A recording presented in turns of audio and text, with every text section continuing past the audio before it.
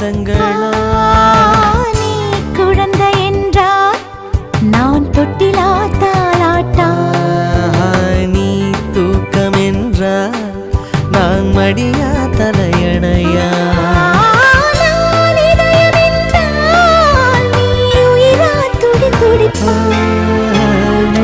சமையலறையே நானும் சர்க்கரையா நீ படிக்கும் அறையில் நான் கண்களா புத்தகமா